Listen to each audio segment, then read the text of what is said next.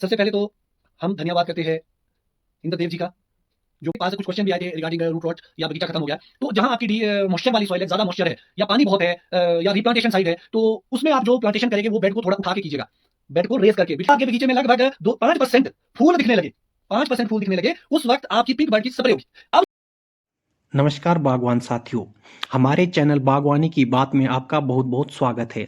आज हम एक बार फिर हाजिर हैं बागवानी के नए वीडियो के साथ। जैसा कि आप सभी जानते हैं कि आजकल का समय सेब बागवानों के लिए बहुत ही महत्वपूर्ण समय रहता है, क्योंकि जिस समय सेब के पौधों में ग्रीन टिप, पिंक बड और पेटल फॉल स्टेजेस चलती है, उसी समय फंगस और इंसेक्ट पनपने का भी खतरा सबसे ज़्यादा रहता है। इन अवस्थाओं पर स्प्रे शेड्यूल की बात करेंगे और साथ ही बात करेंगे आजकल बगीचे में होने वाली ग्राफ्टिंग की, न्यू प्लांटेशन की और उर्वरकों की। और साथ ही आज की वीडियो में हम बात करेंगे रूट रॉट और कोर रॉट की, साथ ही पीजीआर की भी बात करेंगे। आज के वीडियो में हमारे बागवानी विशेषज्ञ व प्रगतिशील बागवान श्री डिम्पल पांचटा जी आपको बागवानी के इन सभी पहलुओं पर किए जाने वाले महत्वपूर्ण कार्यों के बारे में बता रहे हैं, तो इस वीडियो को अंत तक पूरा देखें। सबसे पहले तो हम धन्यवाद करते हैं इंद्रदेव जी का, जो बरसे और जो विंटर का ड्रॉट था वो लगभग कहीं ना कहीं समाप्त हुआ है। आशावादी होना चाहिए इंसान को। और जो ये बर्फ गिरी या बारिश हुई, उसने एक संजीवनी का काम किया है हमारे ऑर्चर्ड के लिए। अदरवाइज हम बहुत बुरी स्थिति में होने थे हमारे सारे ऑर्चर्ड। तो इसके साथ साथ हमें बहुत सारी चीजें देखनी पड़ेगी, क्योंकि बहुत ही महत्वपूर्ण समय आजकल चल रहा है। क्योंकि पूरी साल की जो मेहनत है वो आजकल निर्धारित होगी कि कितनी मेहनत किस दिशा में करनी है, कहाँ काम करना है। तो बागवान साथियों, आप लोगों ने ग्राफ्टिंग करी, और जिन लोगों के पास पॉलिनेशन नहीं है वो लोग बीमों वाली कलमें, प्लांट से जो पूरा बीमा है, गुच्छा है गोल्डन का, रेड गोल्डन का, ग्रैनी स्मिथ का, उसको आप बड़े प्लांट में, सिंपल वाले प्लांट्स में आप ग्राफ्ट कर सकते हैं अगर आप पॉलिनेशन की आपके पास कमी है, जो इसी साल काम करेंगे। खासतौर पर वो लोग जो थैलियों पे वर्क करते हैं, थैलियां लगाते हैं अब, तो उन थैली के लिए भी मैं आपको बताना चाहूंगा कि वो ज्यादा बेहतर विकल्प है थैली से, और परमानेंट रहेगा और छोटा रहता, ग्रो नहीं करता है, और छोटे छोटे आप दो दो चार चार ग्राफ्टिंग कर सकते हैं। और इसके साथ साथ बहुत सारे बागवानों ने प्लांटेशन भी की होगी। तो जो प्लांटेशन करी आपने, सबसे बड़ी बात आती है कि आप उसको कैसे 100% सक्सेसफुल करवाएंगे। आप लोगों ने प्लांटेशन की, बहुत अच्छे तरीके से सभी लोग आज मेहनत करते हैं, लगाते बड़ी अच्छी तरीके से। तो कुछ चीजों का आपको ध्यान रखना पड़ता है। अगर आपके पास कुछ क्वेश्चन भी आए थे रिगार्डिंग रूट रॉट या बगीचा खत्म हो गया है, तो जहां आपकी डी मॉइस्चर वाली सॉइल है, ज्यादा मॉइस्चर है या पानी बहुत है, या रिप्लांटेशन साइड है, तो उसमें आप जो प्लांटेशन करेंगे वो बेड को थोड़ा उठा के कीजिएगा, बेड को रेज करके, बिल्कुल धरातल के मिट्टी के समानांतर ना लगाए, समानांतर उसको थोड़ा रेज करके लगाए। पहली बात का आपको यह ध्यान रखना है। दूसरा, अपने बगीचों में निकासी की प्रॉपर व्यवस्था रखे। बाहर पानी स्टोर नहीं होना चाहिए पौधे के पास। तो जब हम प्लांटेशन करेंगे तो हमें सबसे ज्यादा इस चीज का ध्यान रखना है। मगर अगर आप सनी एरिया में है, ड्राई सॉइल में है, तो आप बेड को रेज ना करें ज्यादा, अदरवाइज ज्यादा मोटिलिटी रहेगी आपके प्लांट्स की। दूसरा, जो आपने प्लांट्स लिए, जिस भी नर्सरी से लिए, उससे आपने देखा होगा कि कुछ ना कुछ डिजीज आती है, जिसको हम नर्सरी डिजीज बोलते हैं। सबसे पहले आपको क्या ध्यान रखना है, आप लोगों को जब आप कोई भी पौधा ले रहे हैं, प्लांटेशन की ओर जा रहे हैं लोग, सबसे पहले उसको अपने घर में किसी फंगेसाइड में डिप कर दे। या आप ब्लाइटॉक्स में करें या कोई भी फंगिसाइड आपके पास है, उसमें आप उसको डिप करके कुछ टाइम के लिए छोड़ दे। उसके बाद उसको निकाल के फ्रेश वाटर के नीचे उसको पूरी तरह धो दे, अच्छे से धो दे, ताकि उसमें कोई भी ऐसे फंगेसाइड्स के कण ना रहे। बिल्कुल क्लीन वॉश कर दीजिए उसको साफ पानी के नीचे या नलके के नीचे, जैसे भी आप करते हैं। आप स्प्रेयर का इस्तेमाल कर सकते हैं उसको साफ करने के लिए। उसके बाद आपको, जब आप प्लांटेशन करेंगे, उससे पहले आपको एक स्लरी बनानी है, चिकनी मिट्टी, गोबर और उसके अंदर माइकोराइजा। उसमें कोई उसका ज्यादा रोल नहीं है कि किस मात्रा में डाले। अगर आप एक बाल्टी बनाते हैं तो आप आधा पौना या 1 किलो माइकोराइजा उसमें मिक्स कर दे, ताजा गोबर और लाल मिट्टी का लेप घोल बना दे, बिल्कुल लिक्विड। लगाने से पहले उसमें डीप कीजिए, उसके बाद आप उसको गड्ढे में प्लांटेशन कर दीजिए। ये तो आपका एक तरीका है। दूसरी बड़ी महत्वपूर्ण चीज आती है कि हमारे बहुत सारे बागवान विदाउट सॉइल ट्रीटमेंट या डिजीज ऑलरेडी सॉइल में, उसके बाद प्लांटेशन करते हैं, जिसमें आपके मोटिलिटी हाई रहती है और हर साल आप प्लांटेशन करते रहते हैं। कुछ लोगों का एक दस्तूर होता है कि हर साल प्लांटेशन करनी है और बहुत ज्यादा करनी है, जैसे मान लो 1000 पौधा प्लांटेशन करना है। और अगर केयर की हम बात करेंगे तो फार्मर से 100 पौधे भी केयर नहीं होते। अभी तो आप लगा लेते हैं, बाद में घास उग जाती है, आप केयर नहीं कर पाए, कोई कटिंग हो रही है, घास काटते हुए आप उसको काट देते हैं, या आप उसमें प्रॉपर न्यूट्रिशन नहीं दे सकते हैं। इसीलिए आपको क्या ध्यान रखना है कि आप उतने ही पौधे प्लांटेशन करें जितने आप उसको जिंदा रख पाए और मेहनत कर पाए। तो जब आपने ये प्लांटेशन कर दी, उसमें आपने सुपर डाला, गोबर डाला, नाइट्रोजन डाली, एनपीके टाइप में जो भी आपने डाला, उसको प्रॉपर तरीके से लगा दीजिए। और हो सके उसके बैक साइड में, पीछे को राउंड में या आगे को छोटे छोटे आप एक एक 1.5-1.5-2 फुट के पतले पतले होल्स कर सकते हैं, चाहे झब्बल से कीजिए चाहे ऑगर से कीजिए।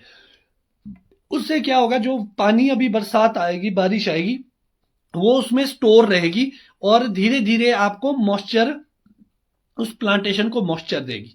सबसे पहले तो आपको ये काम करना है। तो उसके बाद जब आपने प्लांटेशन कर दी अपनी, तो आगे का कार्य फिर आपका बाद में होता है। उसमें जो सबसे ज्यादा जरूरत आपको नए प्लांटेशन में पड़ेगी, वो पड़ेगी नाइट्रोजन की। तो जो जब आप नाइट्रोजन अप्लाई करेंगे, उसमें आप कैल्शियम नाइट्रेट का इस्तेमाल कर सकते हैं।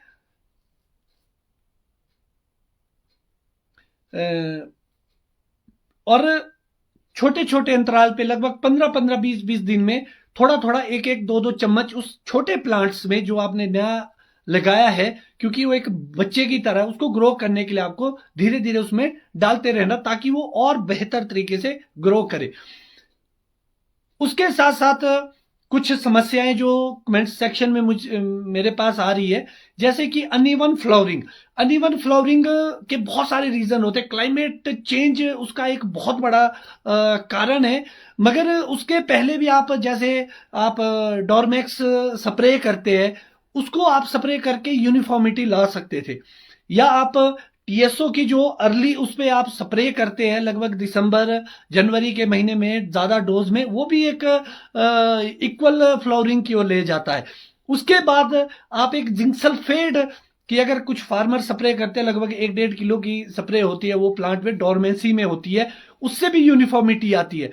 उसके साथ साथ मॉइस्चर का होना, सर्दी में अगर आपके पास पानी है जो आप इरिगेशन करते हैं, तो आप विंटर्स में, सर्दी में इरिगेशन करें। अगर आप टाइमली नवंबर दिसंबर में अपनी इरिगेशन करेंगे, तो डेफिनेटली आपकी यूनिफॉर्म फ्लावर आएगा। तो इसके बहुत सारे अदर कारण, बहुत सारे कारण और भी हो सकते हैं, मगर जो जिसको हम समझ पाते हैं सिंपल तरीके से, वो ये वाले रीजंस है। और उसके साथ साथ बात आ रही है सल्फर की, वो बात आ रही है यूरिया कर सकते हैं। तो मैं सिलसिलेवार तरीके से आप लोगों से ये बातें शेयर करूंगा। तो सबसे पहले जो आपका कार्य, प्लांटेशन की हमने बात कर दी, अब एक बात कर देते हैं हम खाद की। तो बहुत सारे क्वेश्चन आते हैं खाद के रिगार्डिंग। तो मैं आपको बताना चाहूंगा कि जब खाद है, खाद डालने का वैसे अभी सही समय, बात आती है हमारे सुपर और पोटाश की। मैं आपको गारंटी के साथ बोलना चाहता हूं, लगभग 95% ऐसे फार्मर हमारे साथ जुड़े हैं, या 99 तक आप ऐसे जा सकते हैं जिनके बगीचों में सुपर और पोटाश की कोई कमी नहीं होगी।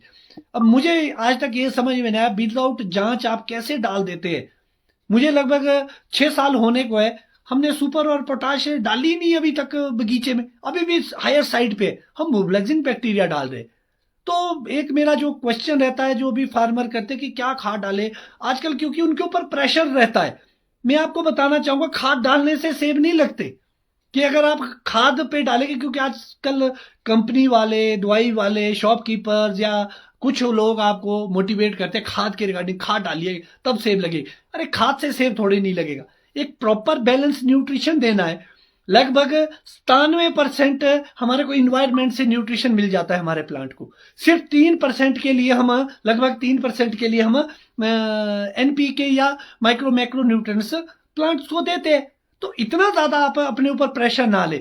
हाँ, ये जरूर है कि आपको नाइट्रोजन की हमेशा कमी रहती है मेजॉरिटी में, मैक्सिमम फार्मर के यहाँ पर नाइट्रोजन की कमी है। नाइट्रोजन की कमी के लिए भी आपके पास बहुत समय होता है, फूल आने से 20 दिन में। लगभग जब आपके सिल्वर टिप या ग्रीन टिप के आसपास आपका बगीचा पहुंच जाता है, लगभग सिल्वर और ग्रीन के आसपास, तो आप ग्रीन टिप के आसपास आप नाइट्रोजन अप्लाई कर सकते हैं। ग्रीन टिप के आसपास हाफ इंच ग्रीन तक आप कर सकते हैं नाइट्रोजन अप्लाई। तो मात्रा कैसे निर्धारित करेंगे?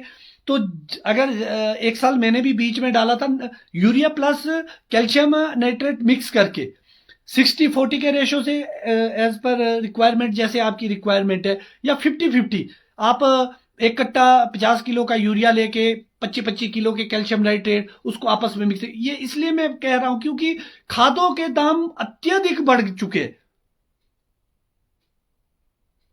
अत्यधिक बढ़ चुके।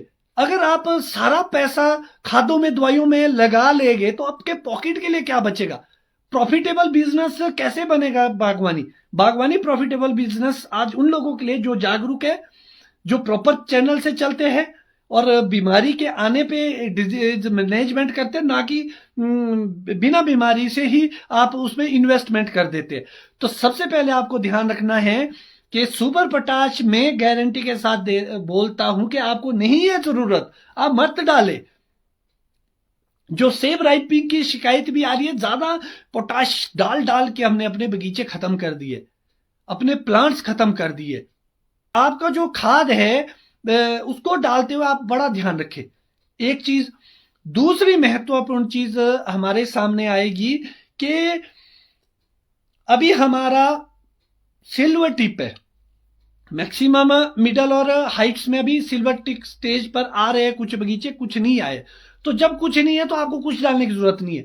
जब आपके सिल्वर टिप दिखे तो आप सल्फर 600 ग्राम डाल सकते हैं। बहुत सारे लोग डोडीन डालते हैं, तो 200 ग्राम डोडीन का डब्बा जो हमारी नॉन यूनिवर्सिटी की रिकमेंडेशन में भी है उसको आप कर सकते हैं। बहुत सारे लोग कैप्टान करते हैं, आप कैप्टान भी वहां पे कर सकते हैं। मगर मैं आपको पहले भी बताया, प्रॉफिटेबल बिजनेस बनाने के लिए क्या कर सकते हैं, कहां हम पैसा बचा सकते हैं। तो मैं सल्फर डालता हूं खुद भी। तो सल्फर आपको 600 ग्राम इजिली 80-100 रुपए का ड्रम बैठता है, उसको हम स्प्रे कर देते हैं। उसके बाद नेक्स्ट स्प्रे वो आती है हाफ इंच ग्रीन पे, हाफ इंच ग्रीन।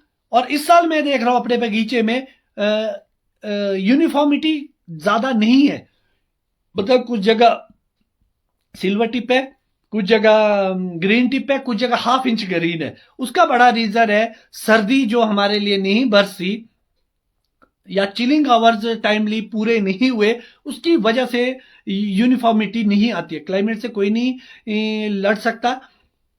इसीलिए हमें क्या करना है कि मैंने आज अपने जो 5300 फीट की हाइट पे है यहां पर हमने आज एचएमओ की स्प्रे की, और एक मैंने सुबह पोस्ट भी करी थी अलर्ट करके पियर के रिगार्डिंग। पियर में जो इंसेक्ट है वो आ चुका है, इसीलिए एचएमओ 4 लीटर और उसके साथ आप लाइक डरमेट या क्लोरो प्लस साइप्रोमेथ्रिन कुछ ऐसा कॉम्बिनेशन मिक्स करके पियर में स्पेशली, आपने देखा होगा कि आपकी पियर टेढ़ी हो जाती है या उसमें एक ऐसी लाइन सी रस्टिंग आ जाती है, ये सारा जो इंसेक्ट है वो आजकल एंटर कर चुका है। हम क्या देखते हैं कि बर्ड स्वेल हो चुका है, भी कीड़ा नहीं है, मगर अगर आप उसको हाथ से कुछ एक को ऐसे खोल के देखिए, अंदर अंदर जो क्लस्टर है वो खा चुके हैं कीड़ा, उसको टेढ़ा कर चुका है फ्रूट को, वो उसी स्टेज पे टेढ़ा हो जाता है फ्रूट। बहुत सारे लोग बोलते हैं कि हमारी साफ नाशपाती नहीं होती है, तो उसका बड़ा रीजन है ये इंसेक्ट। इसीलिए आपको ध्यान रखना है, मॉनिटरिंग कीजिए। जैसे ही आपके ग्रीन टिप आपको खासतौर पर पियर में दिखे, ये स्प्रे अवश्य कर दे। आज मैंने एक साथ ही करी, एप्पल में भी और पियर में भी। और मैं आपको स्पेशली बताऊं कि थोड़ा डैमेज मेरा भी हो चुका है पियर, स्पेशली मोटी डंडी और पैखम पियर। उसका बड़ा रीजन है कि जो हम 4-5 दिन में लेट हुआ स्प्रे के लिए पियर में, लो हाइट के बगीचे में, थोड़ा बहुत, इतना ज्यादा नहीं, मगर आज मैंने स्प्रे कर दी है। अब कल फिर से दूसरी जगह करेंगे, तो आप इसका बिल्कुल ध्यान रखें। आपकी नाशपाती साफ सुथरी होगी, इसकी गारंटी मैं लेता हूं, मैं गारंटी लेने को तैयार हूं, अगर आप प्रॉपर शेड्यूल को फॉलो करेंगे। ज्यादा प्रॉब्लम हमारे को पियर में आती है लोगों के, तो इसीलिए आपको ध्यान रखना है कि जिसने समय से मेहनत की, बात यह नहीं कि आप 4 दिन के बाद मेहनत कर रहे, उसका कोई औचित्य नहीं है। तो आपको यह ध्यान रखना है, पियर में स्पेशली अभी आपकी स्प्रे ये बहुत महत्वपूर्ण होगी। उसके बाद आपके हाथ में कुछ नहीं है, फिर बी ग्रेड पियर्स होगी, मैक्सिमम बी ग्रेड जो पियर है वो अभी बनेगी। तो इसीलिए आप ध्यान रखें इसका। ये बात होगी हमारी पियर की। और सेब में भी कुछ जगह पे मिंडू खाने की समस्या आती है। अगर किसी की समस्या ज्यादा है तभी आप इंसेक्टिसाइड पे जाए, अदरवाइज आप इंसेक्टिसाइड को अवॉइड करें, स्पेशली सेब में। आप नीम ऑयल की स्प्रे कर सकते हैं। एप्पल में आप बायो कोई प्रोडक्ट डाल सकते हैं। एप्पल में इतना ज्यादा इंसेक्टिसाइड डालने की जरूरत नहीं है आपको। अब एक समस्या आती है लोगों के सेंजो स्केल को लेके। आपको मैं बताना चाहूंगा, जब आपकी ग्रीन 1/2 इंच ग्रीन के आसपास पत्ती आ गई, तो माइट की फर्स्ट स्टेज भी आ गई और आपके सेंजो स्केल भी एक्टिव होगी। सेंजो स्केल जो स्किन के अंदर थी, उसने अपने स्पोर्स खोल दिए और वहां से वो सांस लेने के लिए अब उसका इस्तेमाल करेगी। तो जो आप एचएमओ की स्प्रे करते हैं, वो उसके ऊपर फिल्म चढ़ेगी ऑयल की और उसको दम घोट के मारेगा। और बहुत सारे लोग स्प्रे करते हैं इंसेक्टिसाइड की उसके साथ, बिल्कुल बहुत सारे प्रोडक्ट आते हैं मार्केट में। एक जो हम भी डालते हैं, टाटा कंपनी का एप्लॉड आता है, जहां आपकी सेंजो स्केल ज्यादा अटैक कर रही है, स्पेशली वहां पे उसको आप ऑयल के साथ मिक्स कर सकते हैं और उसकी स्प्रे से आपको सारी चीजों की और अभी जो माइट आई होगी, उसने जो अंडा दिया होगा, जो ऑयल है उसको फटने नहीं देगा, तो उससे आपकी पॉपुलेशन कंट्रोल में आएगी। और स्टोन फ्रूट में आप प्लम्स वगैरह में लगभग पेटल फॉल हो ही चुका है कुछ जगह। तो वैसे ही जो आपका ऑयल और इंसेक्टिसाइड जो भी आप स्प्रे करते हैं, वो उसमें कामयाब होगा। आप चाहे नीम ऑयल के साथ डालिए, चाहे आप केमिकल डालिए, उससे भी आपकी बी ग्रेड की समस्या काफी हद तक खत्म हो जाएगी दोनों केसेस में। और ज्यादा बहुत कुछ मिक्स करने की कोशिश ना करें। ये बहुत ही क्रुशियल स्टेज है आजकल, मैं आपको फिर से बताना चाहूंगा। इसीलिए अब आपको सेकंड फेज में क्या करना है, दूसरी जो महत्वपूर्ण आएगी स्टेज, वो आएगी आपके पिंक बर्ड स्टेज। तो जो स्पेशली पिंक बर्ड है, पिंक बर्ड में आपको ध्यान रखना है कि पिंक बर्ड की स्प्रे कब करनी है। जब आपके बगीचे में लगभग 5% फूल दिखने लगे, 5% फूल दिखने लगे, उस वक्त आपकी पिंक बर्ड की स्प्रे होगी। अब दूसरी बात आती है कि जी पिंक बर्ड पे करे क्या। आज मार्केट में बहुत सारे आपके पास ऑप्शन मिल जाएंगे, तो आप अपने हिसाब से भी डालते हैं। बहुत सारे फार्मर की अपनी प्रैक्टिस हो सकती है और बेस्ट प्रैक्टिस हो सकती है, आप उसको भी शेयर करें। जैसे मैं करता हूं। अब आप अगर मेरी बात करेंगे कि मैं क्या डालता हूं, तो जो मेरी पिंक बर्ड की स्टेज पे मेरी स्प्रे रहती है वो रहेगी नाइट्रेट फॉस्फोरस 1261 जिसके नाम से जिसको आप जानते हैं। उसके साथ मैं क्या डालता हूं, मैं डालता हूं उसमें चलेटेड जिंक 100 ग्राम, बोरॉन 200 ग्राम, 250 ग्राम नहीं 200 ग्राम, क्योंकि जो बोरॉन की डोज है वो 1 लीटर पानी में 1 ग्राम की रहेगी। 250 ग्राम ज्यादा डालने की कोई जरूरत नहीं है आपको, क्योंकि 50 ग्राम से आप सोचिए, अगर आपके 10 ड्रम लगते या 20 ड्रम लगते, उस 50 ग्राम की कीमत कितनी होगी? 20-30 रुपए तो होगी। उसको कहीं दूसरी जगह हम अच्छी जगह इस्तेमाल करेंगे जहां हमारे को जरूरत है, जिस चीज की जरूरत है, ओवरडोजिंग करने क्यों। अब बात आती है कि जो ये 12 का, और इस साल में स्पेशली उसको थोड़ा सा चेंज करूंगा। मैं 24-24 करके एक प्रोडक्ट आता है मार्केट में, सुपीरिया करके, आई थिंक कोरमंडल कंपनी का, उसको डालूंगा मैं, क्योंकि उसमें मुझे जिंक भी मिल रहा है, बोरॉन भी मिल रहा है, अदर न्यूट्रिशन भी मिल रही है। इस साल मैं उसको भी डालूंगा। उससे मेरे जो ये एक्स्ट्रा एडिंग थी उसको मैं छोड़ दूंगा, और उसकी मैं अप्लाई करूंगा। जब हम करेंगे उसको भी आपसे शेयर करूंगा उस रिजल्ट्स को। और स्पेशली हम बात कर रहे हैं नाइट्रेट फॉस्फोरस की, जो मैंने अपनी प्रैक्टिस में देखा वो करता क्या है। तो जो आपका फॉस्फोरस है वो पत्तियों को थोड़ा स्ट्रेस में डालता है, और जो अंदर आपका क्लस्टर निकल रहा है जिसमें 4-5-6, वैसे तो एक दो भी आते हैं, पिछली साल आई थी ये स्थिति जब वीक होगा बड आपका, तो 5 और ज्यादातर 6 तक आते हैं। तो जो वो क्लस्टर है वो वीक रहता है, क्योंकि इस साल इतना अच्छा कुछ सालों से वेदर नहीं है, तो उसको वो पुश करता है वो नाइट्रोजन, और उसकी डंडी को वो लंबा करता है। और जब वो डंडी लंबी है और हेल्दी होगी, लंबी का मतलब हेल्दी है वो, जब वो हेल्दी होगी तो फ्लावर का साइज भी बढ़ाएगा, अट्रैक्टिव फ्लावर आता है। और जो ये नाइट्रेट फॉस्फोरस के आप स्प्रे करते हैं, ये पिंक बर्ड पे करने से यूनिफॉर्मिटी भी आती है फ्लावर में, अर्ली फ्लावर आ जाता है, मतलब एक साथ फ्लावरिंग की ओर जाता है बगीचा उसके बाद हमारा, आपने देखना है ये। और ये आज की प्रैक्टिस नहीं है, 2006-7 से हम ये कंटिन्यू कर रहे हैं। मुझे नहीं पता कि साइंस क्या बोलती है, मुझे इतना लेना देना भी नहीं है कि डॉक्टर क्या बोलता है, और हम इतने ज्यादा डिपेंडेंट भी क्यों रहे हम डॉक्टरों पे।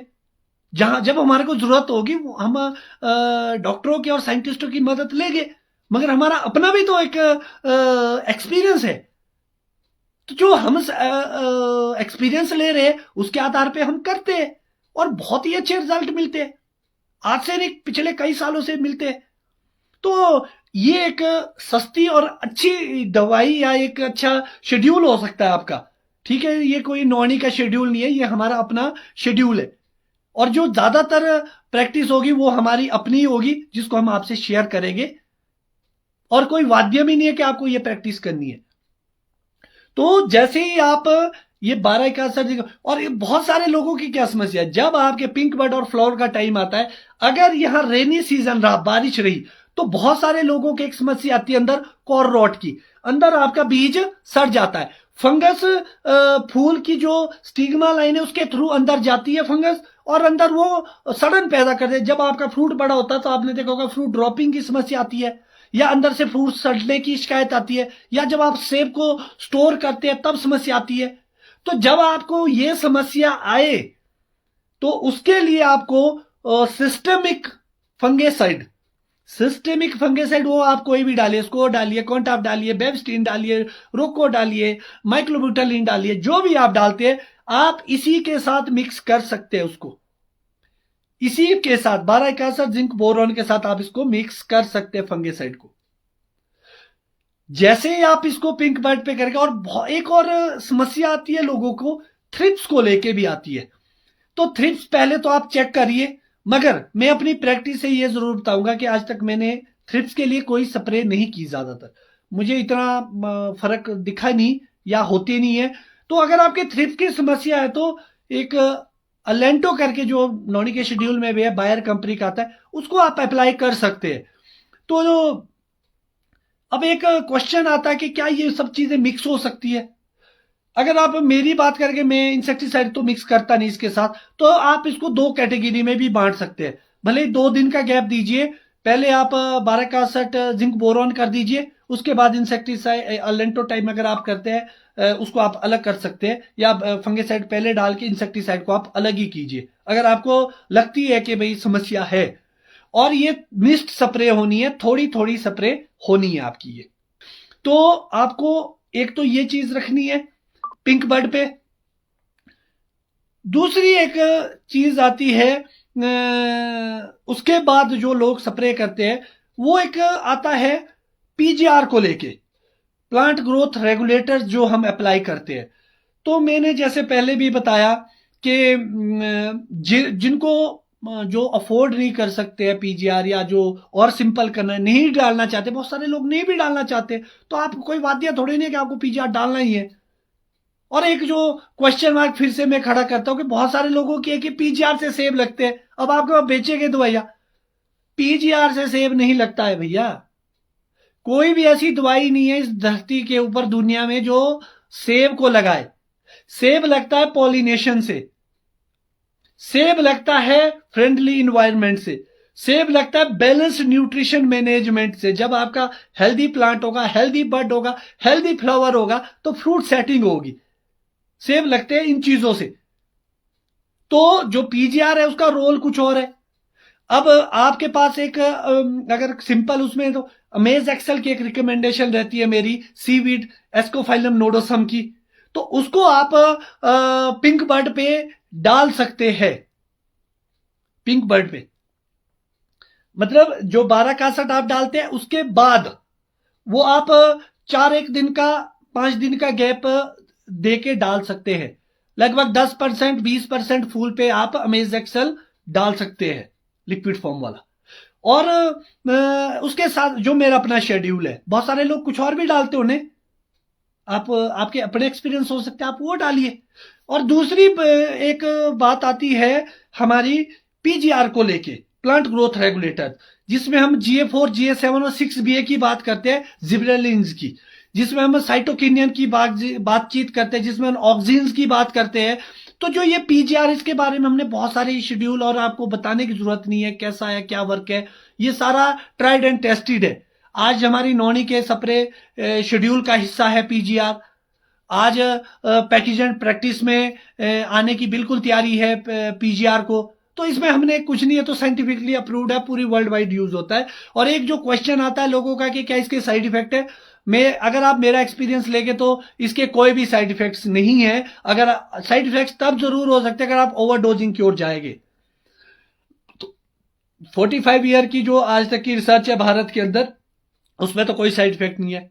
हाँ, ये जरूर है कि क्वेश्चन जो अभी भी ट्रोल हो रहा है कि ओरिजिनल डुप्लीकेट, उसका तो भैया मैं तो कुछ नहीं कर सकता। हाँ, ये जरूर है कि जो एक अच्छे तरीके से सुमिटोमो ने प्रोमेलिन इंट्रोड्यूस कराया है, विद बिल आपको मिल रहा है, वो जेन्युइन है। अब मिक्सिंग कितनी होगी या डुप्लीकेट उसमें मिक्स होगा, उसकी गारंटी वारंटी हमारी नहीं है। उसका काम विभाग का है, डिपार्टमेंट हॉर्टिकल्चर का, जो अपना काम ईमानदारी से ना पहले करता था ना आज करता है।